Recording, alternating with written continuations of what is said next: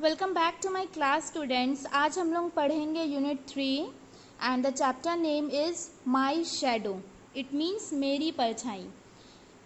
इस क्लास में हम लोग रीडिंग भी करेंगे और हिंदी में इस चैप्टर को अच्छे से समझेंगे भी। So let's start the class. I have a little shadow that goes in and out with me, and what can be the use of him in more than I can see. He is very, very like me from the heels up to the head, and I see him jump before me when I jump into my bed. मेरी एक नन्ही सी परछाई है जो मेरे साथ अंदर बाहर आती जाती है, लेकिन मुझे समझ नहीं आता है कि इस परछाई का क्या यूज़ है। मैं तो बस अपनी इस परछाई को देखते रहता हूँ और ये मेरी परछाई सिर से लेकर पैर तक बिल्कुल मेरी तरह है।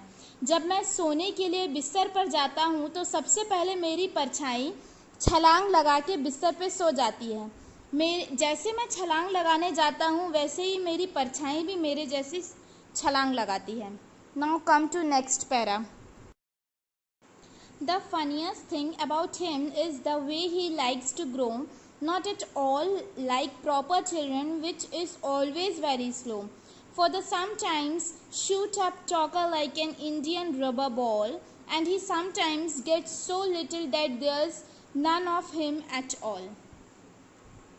इस पैरा में ये बच्चा ये कहना चाहता है कि परछाई की सबसे मज़ेदार बात ये है कि उसके बढ़ने का तरीका वो नॉर्मल बच्चों की तरह धीरे धीरे नहीं बढ़ता है, बल्कि बहुत तेज़ी से। यहाँ पे उसने एक लाइन लिखी है कि इंडियन रबड़ की गेंद की तरह उछल कर बढ़ता है और फिर अचानक से बड़ा हो जाता है। और कभी कभी हमारी परछाई इतनी छोटी हो जाती है कि वो हमें दिखाई भी नहीं पड़ती। जैसे हम लाइट के पास जाते हैं परछाई छोटी हो जाती है, और लाइट से जैसे थोड़ा थोड़ा दूर होते जाते हैं तो परछाई बड़ी होते जाती है। सो ये था आज का आपका पोयम।